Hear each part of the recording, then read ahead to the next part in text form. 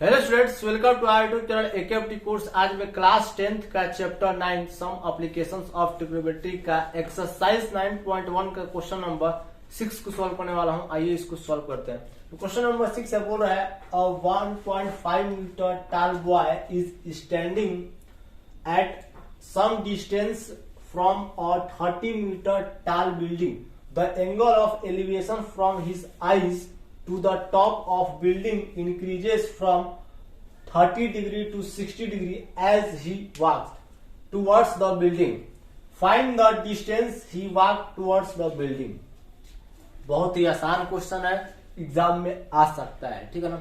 इसमें दो condition apply हो रहा है।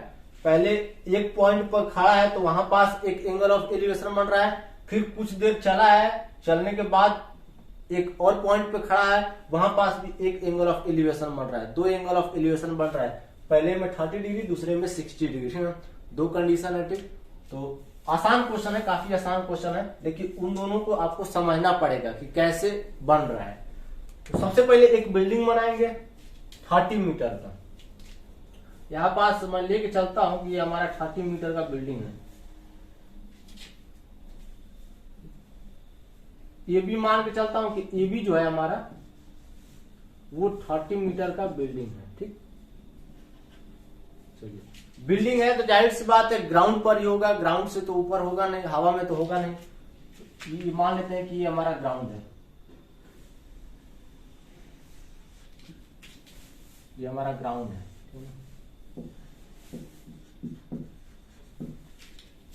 अब ध्यान दीजिएगा, इस ग्राउंड पर एक लड़का भी खड़ा है, एक लड़का भी खड़ा है, और उस लड़के का जो हाइट है वो है 1.5 मीटर। मतलब 1.5 मीटर लंबा एक लड़का इस ग्राउंड पर खड़ा है, ठीक। और वो इस बिल्डिंग के सामने खड़ा है। ये बिल्डिंग रहा, ये भी हमारा, ठीक। अब इस बिल्डिंग के सामने, यानी सपोज कर लेता हूं कि वो जो लड़का है वो यहां पास खड़ा है, ये वो लड़का है खड़ा है, और इस लड़के की जो हाइट है इस पॉइंट के पास खड़ा है। ग्राउंड को मैं मिटा देता हूं, आप लोग को समझ में आ ही गया होगा कि ये ग्राउंड है, ठीक। इस पॉइंट पे मैं नाम देता हूं, कोई एक लड़का है, बॉय है, ठीक। बी तो यहां पास पहले से मैं नाम दे दिया हूं, इसका नाम मैं देता हूं सी। सी पॉइंट के पास एक लड़का खड़ा है, और इस लड़की की जो ऊंचाई है वो है 1.5 मीटर, ठीक। चलिए, अब ये जो लड़का है, यानी ये जो बॉय है 1.5 मीटर का, वो इस पॉइंट से, ठीक है ना, अभी जिस पॉइंट पास खड़ा है, इस पॉइंट से इस बिल्डिंग के टॉप पॉइंट यानी ए पॉइंट को देख रहा है, तो एंगल ऑफ एलिवेशन 30 डिग्री का बन रहा है, ठीक। तो ये उसका आंख है। अब इस अपने आंख से ही ना देखेगा उसको, तो मिलाते हैं, ये टॉप को देख रहा है, ठीक। टॉप को देख रहा है तो जो एंगल ऑफ एलिवेशन बन रहा है, अब एंगल ऑफ एलिवेशन कहां बनेगा ये भी जानना जरूरी है।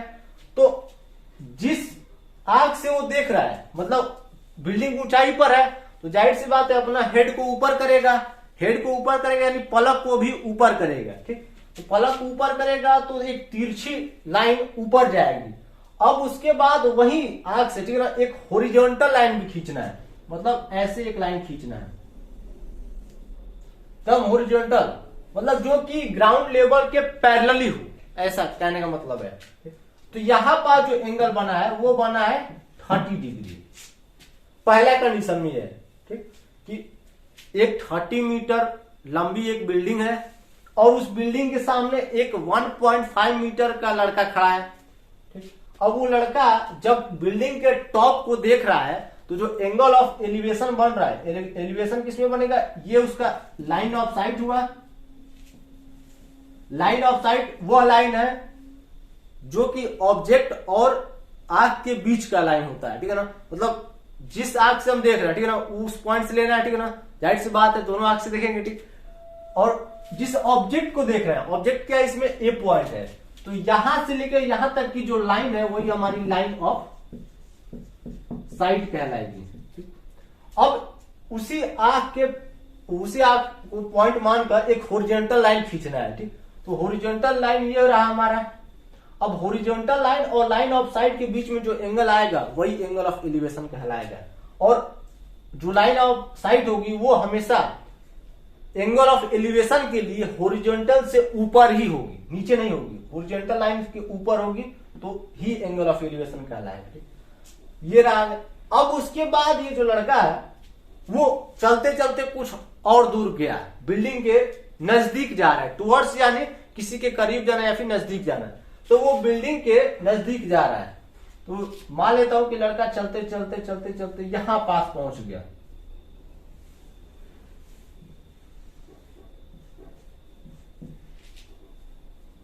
डी पॉइंट के पास पहुंच गया, ठीक। डी पॉइंट के पास पहुंच गया, समझिएगा बात को। अब यहां से वो बिल्डिंग को देख रहा है, बिल्डिंग के टॉप को देख रहा है। तो जो एंगल ऑफ एलिवेशन बन रहा है वो बन रहा है 60 डिग्री का, ठीक। पहले 30 डिग्री का बन रहा था, अब एंगल ऑफ एलिवेशन 60 डिग्री का बन रहा है, ठीक। 60 डिग्री का बन रहा है। तो हमको ये बताना है कि वो जो लड़का 1.5 मीटर का था, जो बॉय था, वो कितना डिस्टेंस कवर किया है, मतलब कितना डिस्टेंस चला है, ठीक है ना। मतलब एंगल ऑफ एलिवेशन 30 डिग्री से 60 डिग्री हुआ है तो वो कितना डिस्टेंस कवर किया है कि एंगल ऑफ एलिवेशन 30 डिग्री से 60 डिग्री हुआ है। मतलब हमको CD का जो लेंथ है वो बताना है, कुल मिला के CD का वैल्यू बताना है, ठीक। ये चीज हमको बताना है। तो उसको बताने के लिए अब देखिए बिल्डिंग का टोटल हाइट कितना है 30 मीटर। अब 30 मीटर में ध्यान दीजिएगा 1.5 मीटर का तो लड़का ही है, तो इस बिल्डिंग में हमको 1.5 मीटर माइनस करना पड़ेगा। क्यों माइनस करना पड़ेगा? क्योंकि हॉरिजॉन्टल लाइन ग्राउंड पर नहीं है, ग्राउंड से ऊपर है 1.5 मीटर, और हॉरिजॉन्टल लाइन को ही हम बेस लेके चलेंगे तभी जाके हमारा आंसर आएगा, ठीक। तो सबसे पहले इस ग्राउंड में सबसे पहले इस बिल्डिंग का जो हाइट है उसमें हम 1.5 मीटर माइनस करेंगे, क्योंकि हॉरिजॉन्टल लाइन जो होगा वो ग्राउंड के पैरेलली होगा, जाहिर सी बात है। तो 1.5 मीटर यहां पास है तो यहां पास भी 1.5 मीटर होगा। तो 30 में अब इस पॉइंट का नाम दे दीजिए आप P, ठीक है ना। इस पॉइंट का नाम दे दीजिए आप Q और इस पॉइंट का नाम दे दीजिए R, ठीक। ग्राउंड एक क्या है, समतल है, ठीक है ना, मतलब समझिए कि स्ट्रेट है, ठीक। और ये जो हॉरिजॉन्टल लाइन जो होता है वो भी स्ट्रेट होता है। तो हॉरिजॉन्टल लाइन और ये दोनों स्ट्रेट लाइन है, ठीक। दोनों दम स्ट्रेट में जाएगी, पैरेलली जाएगी। तो जितना यहां पास डिस्टेंस बनेगा उतना यहां पास ही बनेगा। तो इधर 1.5 मीटर है तो यहां पास भी 1.5 मीटर होगा। अब हम एपी का अगर डिस्टेंस फाइंड करें, एपी का, ठीक है ना, एपी, तो एपी क्या हो जाएगा, एपी हमारा हो जाएगा 30 माइनस 1.5 यानी 28.5 हो जाएगा, 28.5 मीटर हो जाएगा हमारा एपी, ठीक है ना। यहां से लेके और यहां तक का डिस्टेंस हमको सीडी बताना है, ठीक है ना। चलिए अब देखिए ये दोनों पैरेलल है, जाहिर सी बात है। यहां पास अगर देखा जाए तो ये जो टीपी है, टी से पी, ठीक है ना, वो पैरेलल है किसके, सीडी से, क्योंकि ये हॉरिजॉन्टल लाइन है और ये ग्राउंड लेवल वाला लाइन है, तो दोनों पैरेलल ही होगा, ठीक। अब पैरेलल है और ये जो लड़का है वो चलेगा, ठीक है ना, समझिए बात, ये दोनों पैरेलल है, ठीक। तो इस पॉइंट से इस पॉइंट तक चला, ठीक है ना, सी पॉइंट से डी पॉइंट तक चला है, तो उसका जो आंख भी होगा, मतलब उसका जो हेड भी होगा, अब जरूरी थोड़ी है कि पैर चला गया और ये हेड ना जाएगा, मतलब जितना डिस्टेंस सी से डी तक होगा उतना ही डिस्टेंस हमारा टी से क्यू तक होगा। कहने का मतलब ये है, ठीक है ना, टीपी सीडी से पैरेलल है, ठीक है ना, इसीलिए हमारा जितना सीडी होगा उतना ही हमारा टी क्यू होगा। इस पॉइंट को आपको याद करना पड़ेगा, ठीक है ना, कि जितना हमारा सीडी है, जितना हमारा ये है, ये और ये दोनों इक्वल होंगे, ठीक है ना, जितना हमारा सीडी है उतना, क्योंकि जो लड़का है वो मान लीजिए कि मैं हूं, ठीक है ना, अब मैं यहां से लेके कुछ दूर तक डिस्टेंस कवर किया, ठीक है ना, तो समझिएगा बात को, हम जितना पैर आगे बढ़ाते जाएंगे उतना हेड भी तो आगे बढ़ते जाएगा। अब जरूरी थोड़ी है कि पैर आगे बढ़ गया और हेड ना बढ़ा, ठीक, तो वही बात है, मतलब इसका जो ये वाला पॉइंट है, टी वाला पॉइंट, वो भी तो बढ़ते जाएगा, पैर के साथ साथ ऊपर भी तो बढ़ते जाएगा। तो ये जो लड़का यहां से यहां तक डिस्टेंस कवर किया है, तो ये वाला डिस्टेंस सी डी और जो टी क्यू है, टी क्यू नहीं यार, आर क्यू है, आर क्यू, मैं इसको टी ले लिया था, आर क्यू है, ठीक है ना, थोड़ा मैनेज कर लीजिएगा आप लोग, टी नहीं आर है, इसको मैं मिटा देता हूं। जितना सी डी होगा उतना ही हमारा आर क्यू होगा, ठीक है ना, मैं टी क्यू बोल दिया था, उसको आर क्यू में कन्वर्ट कर लीजिएगा, क्योंकि इस पॉइंट का जो नाम हम दिए हैं वो आर दिए हैं, वो टी शेप में बना ही दिया था, इसलिए टी टी दिख रहा था। जितना हमारा सी डी होगा उतना ही हमारा आर क्यू होगा, ठीक, ये पॉइंट क्लियर हुआ। अब अगर हम आर क्यू का वैल्यू फाइंड कर दें तो आर क्यू का वैल्यू अगर फाइंड कर दें हम, तो सी डी का भी वैल्यू मिल जाएगा, क्योंकि आर क्यू और सी डी इक्वल है। तो हमारा जो मेन टारगेट रहेगा वो रहेगा कि हम पहले आर क्यू का वैल्यू फाइंड करें। अगर आर क्यू का वैल्यू फाइंड कर देंगे तो हमको सी डी का वैल्यू आसानी से मिल जाएगा, ठीक। तो ये हमारा टारगेट है फाइंड करने का, ठीक, फाइंड करेंगे हम। उसके लिए यहां पास हमको सबसे पहले देखना पड़ेगा क्या चीज, कौन कौन से ट्रायंगल में कौन कौन सा रेशियो अप्लाई होगा। तो यहां पास दो ट्रायंगल बन रहा है, A P Q. A P Q triangle में ये हमारा हाइट हो जाएगा एंगल क्यू के लिए, और ये बेस हो जाएगा। तो यहां पास हमको सबसे पहले क्यूपी फाइंड करना है, ये वाला क्यूपी फाइंड करना है। तो 1030 अप्लाई करेंगे, सॉरी 1060 हम अप्लाई करेंगे, ठीक है ना, क्योंकि परपेंडिकुलर और बेस का जो कॉम्बिनेशन होता है वो 10 से मिलता है, ठीक है ना, मतलब 10 थीटा से मिलता है, 10 theta equal to perpendicular upon base, तो थीटा इक्वल टू 60 डिग्री है। तो यहां पास हम 10 वाला अप्लाई करेंगे, ठीक है। सबसे पहले इस ट्रायंगल को सॉल्व करते हैं। यहां पास अगर आप लेट करना चाहते हैं तो लेट कर सकते हैं, काफी सारा लेट करना पड़ेगा इसमें। लेट करते हैं, let C are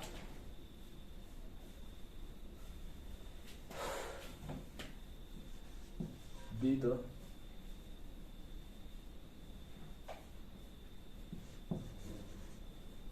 the boy, ऐसे रहे, C R be the length of boy, be length of boy, length of boy, ठीक, and A B is given, comma लगाता हूं, and comma A B is given building नहीं है ना कि और कुछ है, बिल्डिंग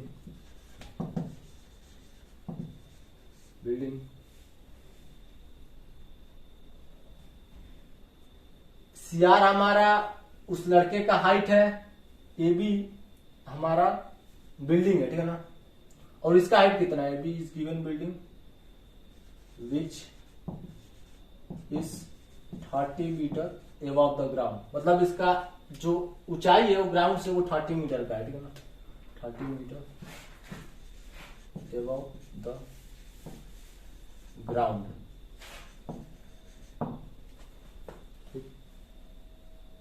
हाँ हो गया, इतना काफी, इतना हमने लेट कर दिया, बहुत है।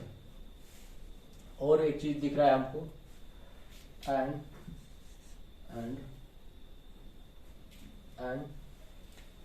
C D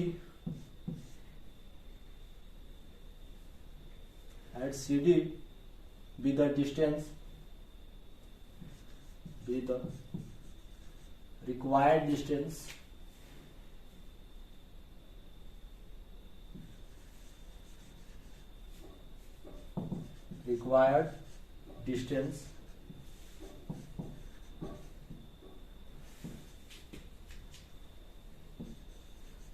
which is walked by the boy towards the ground, towards the building, towards the building। ठीक, यहां पास हमने लेट किया है कि जो सी आर है, ये सी और आर, ठीक है ना, वो उस बॉय का क्या है, लेंथ है, ठीक है ना, लेंथ ही बोला है ना, हाँ, या फिर हाइट भी लिख सकते हैं, लेंथ टाल लिख दिया इसलिए मैं लेंथ लिख दिया, ठीक है ना, हाइट लिख देते हैं क्योंकि उसका लेंथ नहीं, हाइट हुआ है, जीएसटी, हाइट ऑफ बॉय, ठीक। और ए बी जो है वो हमारा गिवन बिल्डिंग है जिसका जो ऊंचाई है या फिर जो लेंथ है, ठीक है ना, ग्राउंड से वो 30 मीटर का है। कुल मिला के बिल्डिंग का जो ऊंचाई है वो है 30 मीटर, ठीक, 30 मीटर लंबी बिल्डिंग है। और सी डी ही हमारा रिक्वायर्ड डिस्टेंस है, जिसको जो बॉय है, जो लड़का है, वो चला है, चल के गया है, मतलब वॉक किया है बिल्डिंग की तरफ से, मतलब सी से डी तक वॉक किया है, ठीक है ना, सी से डी, और जो डी पॉइंट है वो बिल्डिंग की तरफ है, ठीक। समझ जाइएगा, थोड़ा मेरा इंग्लिश कमजोर है, ठीक है ना, और आपको इंग्लिश अच्छा होगा तो और बना के अच्छे से लिख लीजिएगा, ठीक। मैं अपने हिसाब से लिख दिया टुवर्ड्स द बिल्डिंग। अब आगे बढ़ते हैं, ये तो रहा इसका डाटा। अब हम सॉल्यूशन की तरफ बढ़ते हैं। सबसे पहले ना इस ट्रायंगल की बात करते हैं, in triangle A P Q.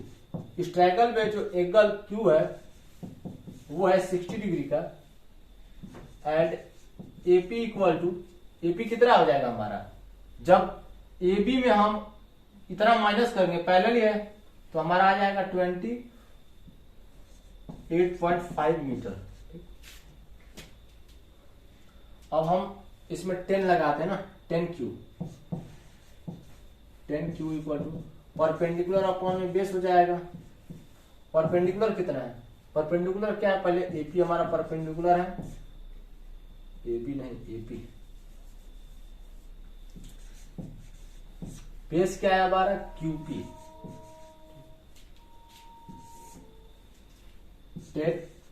Q का वैल्यू है 60, तो यहाँ पर 60 लिखेंगे। एपी का वैल्यू कितना है 28.5, क्यूपी निकालना है, पास लिखेंगे क्यूपी। 1060 का वैल्यू होता है √3, यहाँ पास हो जाएगा 28.5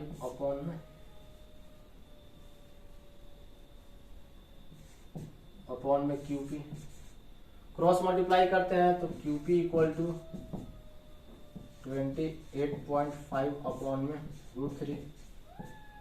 अब रेशनलाइज कर देते हैं, क्योंकि डिनोमिनेटर में रूट नहीं रहना चाहिए। चेक कर लेता हूँ कैमरा चालू है कि नहीं है। यहाँ पर रेशनलाइज करेंगे, यानी √3 का मल्टीप्लाई करेंगे और डिवाइड भी करेंगे। QP equal to 28.5 under √3 upon में 3, √3 और √3 को मल्टीप्लाई करेंगे तो 3 आ जाएगा। क्यूपी इक्वल टू 3 से डिवाइड करते हैं, 3 और 27, 3 5 15, 9.5 अंडर √3 आया, यानी इसका जो वैल्यू आया है वो आया है 9.5 अंडर √3। ठीक, कोई दिक्कत नहीं। क्यूपी का जो डिस्टेंस आया है यहाँ पर लिख देता हूं मैं, क्यूपी इक्वल टू 9.5 अंडर √3, वही चीज है। चलिए अब हमको ये चीज फाइंड करना है। ये वाला चीज कब मिलेगा, जब हम ए पी आर ट्रायंगल की बात करेंगे, क्योंकि ये ए पी आर ट्रायंगल में मिलेगा। ठीक, अब इस ट्रायंगल को मत लीजिएगा ए क्यू आर, इसमें ये वाला जो लाइन है ना वो 90 डिग्री नहीं, 90 डिग्री पर नहीं है, 90 डिग्री से कम है, 60 पर है, ठीक है ना। ये वाला पूरा लेंगे हम, बड़ा वाला ट्रायंगल बताता हूं मैं। सबसे पहले आप क्यूपी का वैल्यू यहाँ तक नोट कर लीजिए। स्क्रीनशॉट लेना चाहते हैं तो ले सकते हैं। अब मैं मिटाने जा रहा हूं।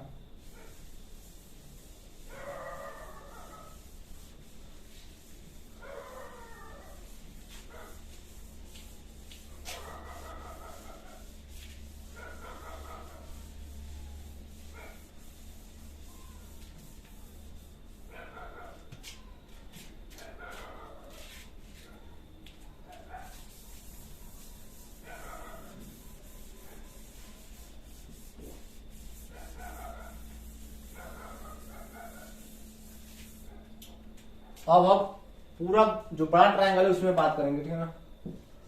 इन ट्रायंगल APR, इस ट्रायंगल में जो एंगल R है, angle R equal to 30 degree और and AP equal to, AP कितना हो जाएगा 28.5 मीटर।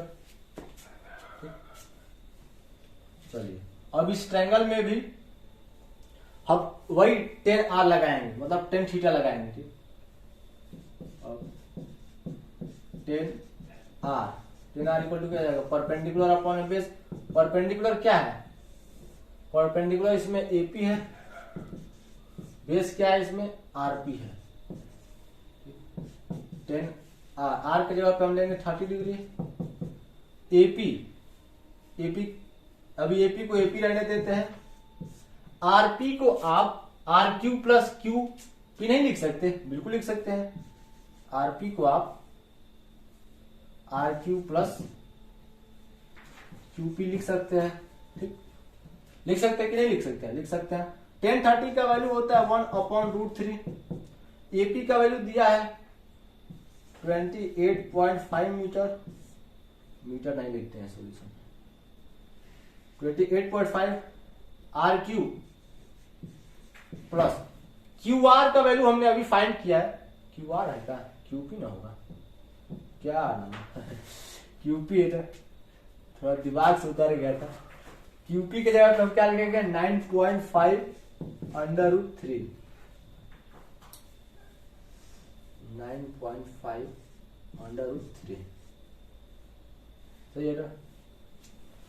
आप पास QP कर लीजिएगा, ठीक है ना।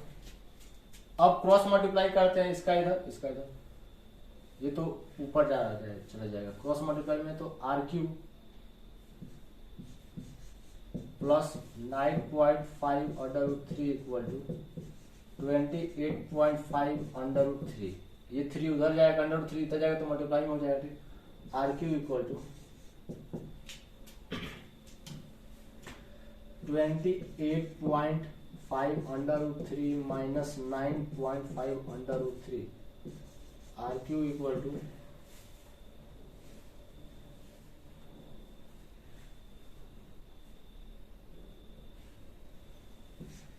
19/√3 आएगा metre.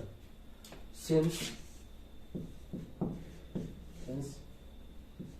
RQ equal to CD, पहले मैं बताया था RQ और CD क्यों इक्वल होगा, therefore CD equal to 19/√3 metre.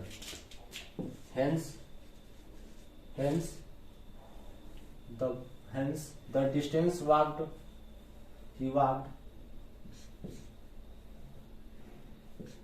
the distance he walked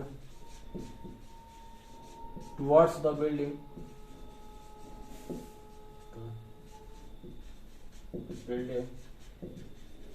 is 19/√3 metre. समझा देता हूं मैं आपको, देखिए हमने APR ट्रायंगल में, ठीक है ना, 10R का वैल्यू फाइंड किया, मतलब 10R अप्लाई किया है, ठीक है। ट्रिग्नोमेट्रिक रेशियो जो 10 है उसको अप्लाई किया, ठीक। तो 10R इक्वल टू क्या आ जाएगा, परपेंडिकुलर अपॉन बेस। इसमें परपेंडिकुलर क्या है AP और बेस क्या है RP, ठीक। हमने AP को वैसे रहने दिया, ठीक। R की जगह पे 30 डिग्री पुट किया और RP की जगह पे RQ प्लस QP रखा, ठीक। RP प्लस QP इसलिए रखा है क्योंकि पूरा का पूरा RP का वैल्यू नहीं दिया था, इसमें इतना ही वैल्यू दिया था, इतना नहीं दिया था, इतना हमको फाइंड करना था, तो हमने सेपरेट कर दिया। उसके बाद AP का वैल्यू पुट किया, उसके बाद इन दोनों का वैल्यू पुट किया, इसमें ये चीज नहीं दिया था। अब हमने क्रॉस मल्टीप्लाई किया है, क्रॉस मल्टीप्लाई के बाद 9.5 को उधर साइड शिफ्ट किया तो ये आया।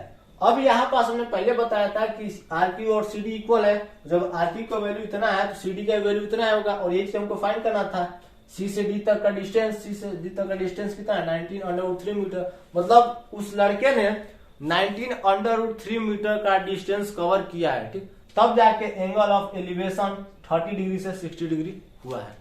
और वीडियो अच्छा लगे तो हमारे चैनल AKMT कोर्स को सब्सक्राइब कीजिए, लाइक कीजिए, कमेंट कीजिए, शेयर कीजिए। मिलते हैं अगले वीडियो में अगले क्वेश्चन के साथ।